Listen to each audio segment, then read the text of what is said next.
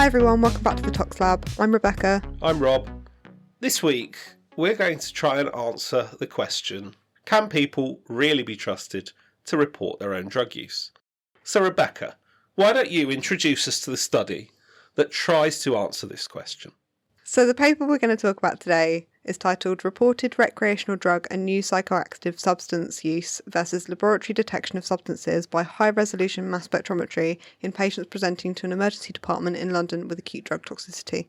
And that's a mouthful of a title, if I've ever heard one. It does what it says on the tin, but it's not very snappy, is it? No, it's definitely not snappy. So why don't you take us through a bit about this study and how that helps us answer our question? So the aim of the study was to compare what people were saying they had taken versus the results of analysis for a broad class of drugs. They weren't really interested in specific drugs that people had taken. It was more just the general class. Were they stimulants, benzodiazepines, opioids, things like that. It was a cross-sectional study looking at emergency department in a central London hospital. They looked at 1,000 patients from the 1st of Feb 2019 to the 2nd of Feb 2020 who presented with acute recreational drug or new psychoactive substance toxicity. They reviewed discharges, I think every day, looked at those who were over 18 with a consistent presentation of acute drug toxicity. They then collected serum that had already been sent to the lab for testing. The excess was saved. I think every week they sent what they had left to a referral lab to do the testing. And they used both a solid phase extraction and a liquid extraction and then analysed those extracts on a high-res mass spec. They also trawled through all of the discharge reports. Age, sex and the drugs that they'd reportedly taken were recorded, but they only recorded up to 6 substances. So in other words, patients presented to a hospital. They showed signs of drug intoxication. Mm-hmm. They were asked what drugs they were taking. A blood sample was sent to the lab, and they've compared the results. Essentially, yeah. So out of the 1,000 patients they looked at, 939 of those met the inclusion criteria. 85.1% of those were male, with a median age of 34. Once again, males overrepresented. Yes, definitely. I feel that is a feature of this podcast, isn't it? And at least 2/3 of them reported more than one substance, which again... Polydrug use, another theme of this podcast, apparently.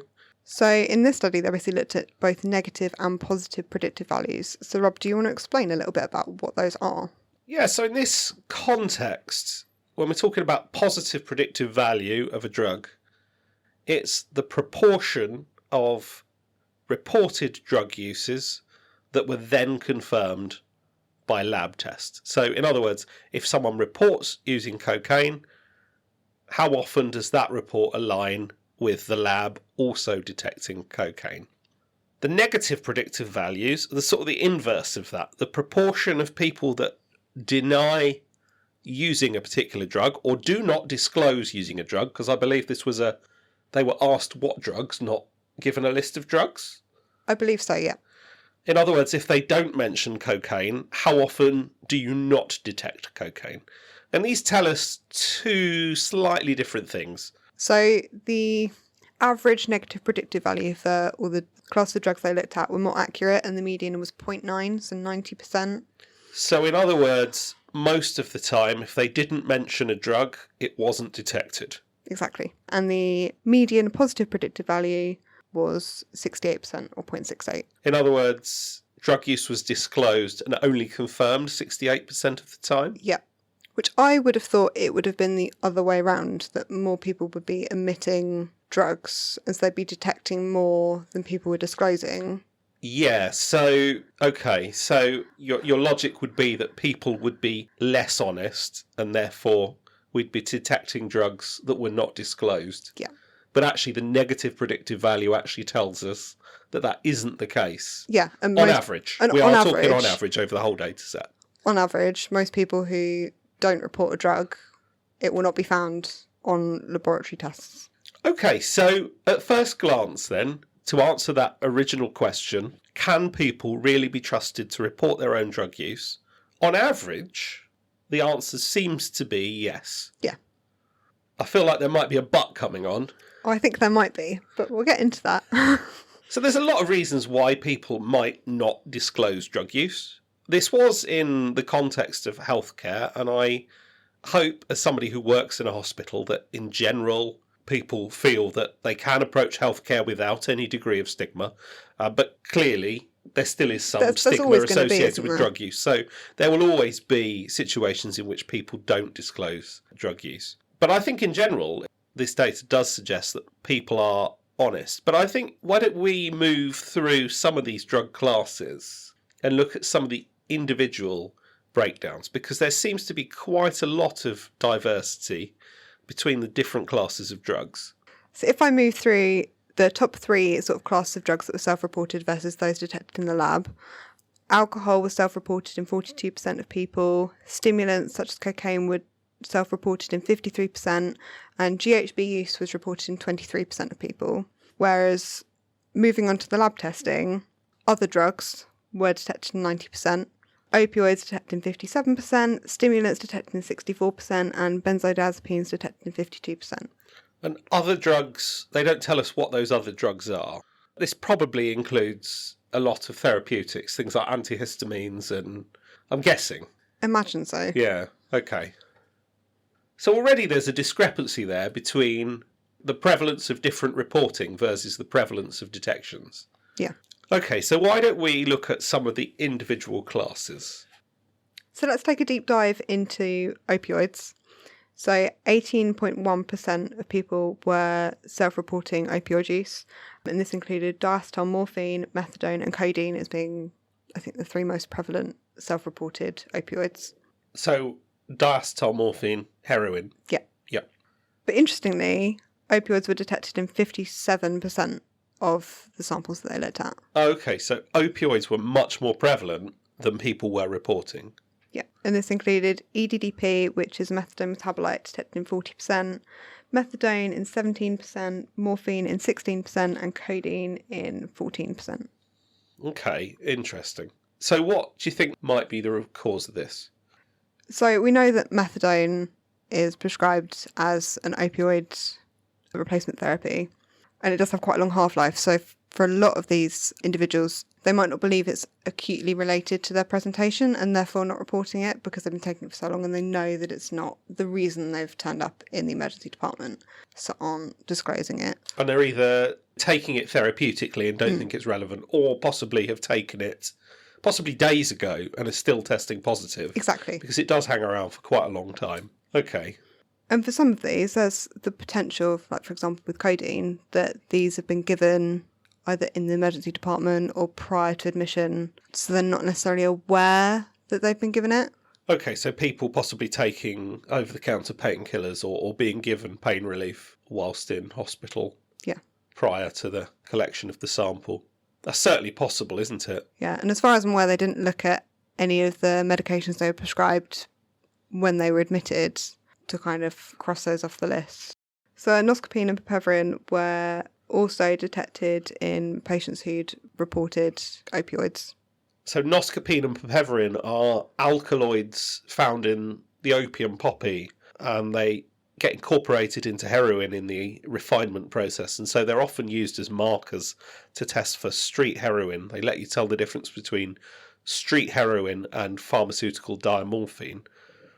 But piperacillin could also be there as a contaminant of just like poppy seeds use, which now has been in the news. It comes up fairly often that people test positive for it and they've just had a poppy seed bagel. You do have to have a fair amount of poppy seeds, but it is a possibility. It is a possibility. And noscapine can also be found over the counter in antitussive syrups. So cough syrups. So that again is another legitimate reason for it being detected and in the absence of heroin. Okay, so either then the interpretations here are that there's lots of opioids and people don't disclose them, or there's possibly very legitimate reasons for why they're there. Completely legitimate reasons for why opioids are present in a lot of these people, and we simply don't have that data to answer that question. Exactly. So why don't we look at some of the other classes of drugs? So benzodiazepines were another class of drug that were detected more often than they were self-reported. But again, like with the opioids, they could have been given prior to admission or upon admission to the emergency department as part of their treatment. And because these people don't know they've been given it, they're not able to disclose. It would be really interesting to go back through those discharge summaries and see in what proportion benzodiazepines, for example, were given as part of treatment, and whether that kind of accounts for the discrepancies between self-reporting and lab testing.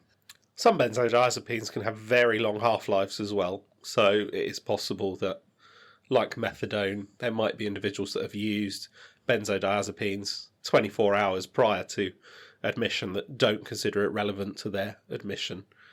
It sort of depends on what particular benzodiazepines have been detected. That's a very fair point. So why don't we move in and look at the cocaine? Because cocaine, as we know, is a very prevalent drug that we see a lot of in our work. In this study, the cocaine positive predictive value was fairly high, right? 80%. 80% of people that reported using cocaine, this was confirmed by the lab. In other words, if somebody says they've used cocaine, most of the time, They have actually used it, yeah. On the other hand, the negative predictive value was only 54%. So that means there were quite a lot of people that didn't disclose cocaine use that were then testing positive, which does suggest there's quite significant non-reporting of cocaine use. Why might that be? Well, in the cocaine use bracket, were they also looking at metabolites like benzoylecgonine? They were, yeah. So metabolites or presence of cocaine were all being called cocaine positive. So that could account for why it's being detected, but people aren't reporting it because they haven't used recently, and we are just detecting metabolite in a lot of them. Possible, although cocaine metabolites, we are looking in blood here, not urine. Cocaine metabolites are much shorter half-life than some of the drugs, so maybe that's less often the case. I mean, it could also be due to, I say stigma, but cocaine is a drug that is used by vast swathes of the population, ranging from very dependent drug users to individuals that just want to have a bit of fun on a Friday night. And it could well be that there is a little bit of stigma that people don't want to report their cocaine use, thinking it might affect their employment chances and things like that. Very true. And I guess another possibility is if they're a regular cocaine user and have never had any problems, they might not consider it relevant to why they've been admitted to ED and therefore don't want to disclose because it's not relevant to their care, potentially. That's also potentially true, isn't it? Again, unfortunately, we don't have the data that sort of tells us what the clinical presentation was like. I do think, I'm going to sort of jump into this here, I do think that this was a big drawback of this study. I think a more interesting question could have been, can clinical presentation tell you about somebody's drug use? And we don't have that information, but actually that would have been a really, really interesting addition to this, taking not only what individuals say, but also how individuals present. Are they presenting with pinprick pupils consistent with opioid toxicity, or are they presenting with acute psychosis from cocaine binge? I think that would have been really interesting because a lot of these patients, if they are presenting with an acute drug toxicity, might not necessarily be conscious and therefore can't tell you what they've used. So by having that in there as well as an extra, well, if they present with these symptoms, the likely drug that they have taken is XYZ, I think that'd definitely be more helpful to a doctor in an emergency department. Certainly would have added to this data set, wouldn't it? So I just want to look at a couple of other drug classes. Firstly, I want to have a look at cannabis. Now, cannabis is quite widely reported to be one of the most prevalent drugs used by individuals across the country. But interestingly, in this data set, cannabis use was not that often self-admitted, but also, interestingly, not that often detected either.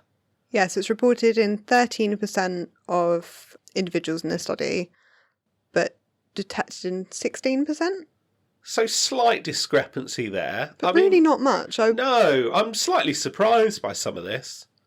Very interesting. Possibly it does show that cannabis isn't very prevalent in this particular population, in this particular hospital.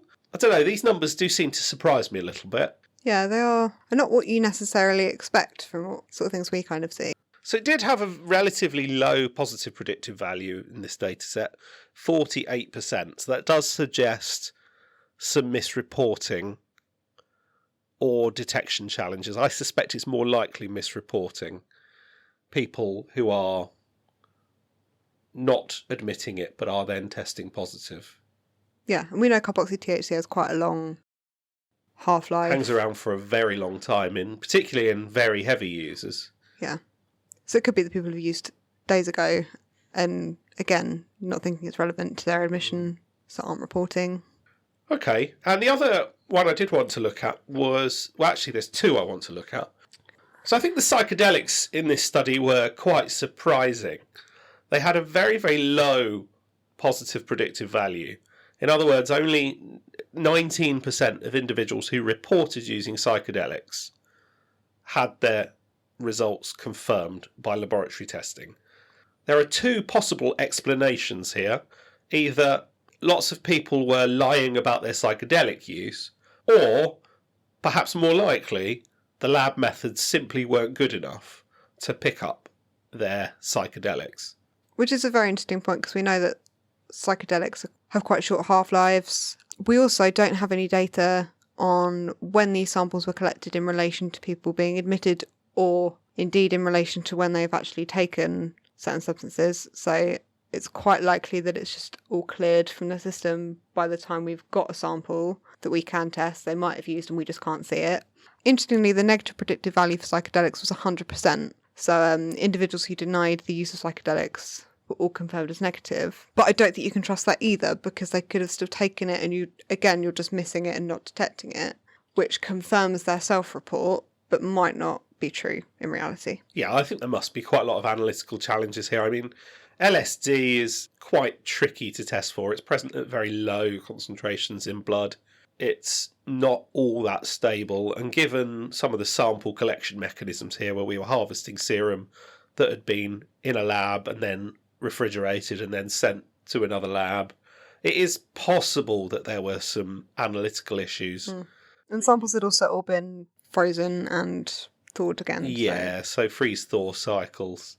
The other class I want to look at in this data set surprised me quite a bit, actually, and that was GHB. I think what surprised me about GHB actually was that it was detected in fairly reasonable proportion of cases, 14.5%, and it's self-reported in an even higher proportion, 24%, which does seem quite high, possibly represents this particular population, as I'm not sure if that necessarily reflects the UK as a whole. Yeah, I think with GHB there's a few sort of analytical challenges that might have complicated this pattern. GHB can have quite a short half-life, but it can also be detected as an endogenous compound. And so it really depends on where you put your detection limit. And they haven't mentioned in this paper what detection limits are in use.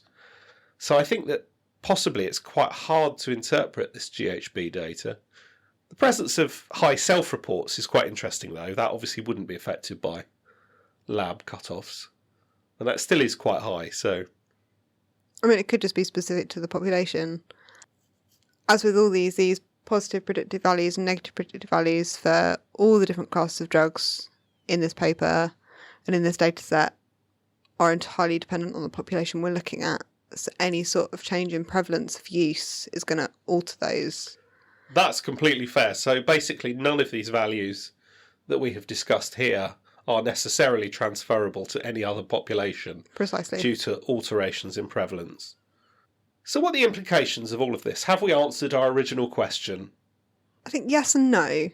It seems to be that if people are saying they haven't taken something, the chance of them not having taken it is quite high. The chance of them not then testing positive for Not testing positive, yeah, is quite high. But obviously there are so many caveats depending on half-lives of different drugs and the timing between taking them and sample collection, that obviously huge caveats to that.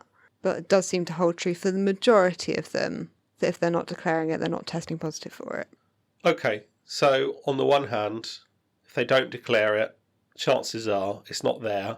But on the converse hand, if they say it's there, sometimes it's there and sometimes it's not. Which again, I think is a mixture of not reporting because they don't think it's relevant to their presentation and why they're there, not necessarily knowing that they've taken it, for example, with the opioids and benzos potentially being given during their admission to the emergency department.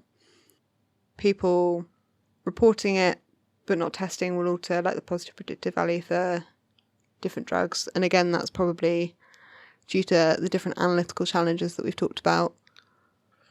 Yeah, the more I think about some of these stats and some of the sort of challenges that come with the methodology for testing, I do worry. I don't want to overinterpret some of this because there are quite a lot of caveats behind an awful lot of this data for some of these drugs, aren't there? There definitely are. But it is quite interesting just to see the sort of like very vague overall trends of how people self-report drug use. I think it's a lot different to what I'd initially thought before I read this paper. I don't know, maybe I'm grossly generalising, but I think probably the general assumption is, well, of course you can't trust people because they're high on drugs. Yeah. And actually, looking at a lot of this, actually most of the time, it's generally quite accurate. I would love to see correlation with clinical outcomes. I think that would have been much more interesting. Appreciate entirely, much harder to do. But I think that would have added a real dimension to this. You got any further thoughts before we wrap it up? I don't think so. Okay, great. Well, I think in that case, we're going to wrap it all up here. I hope you've all enjoyed listening. Do tune in again. Don't forget to check us out on Instagram. We are _tox_lab. We'd love to hear from you. Feel free to like, comment on the posts for each episode. You can comment on Spotify now, so feel free to send us a message over there. I hope you all have a fantastic week, and we'll see you next time. Bye. Bye.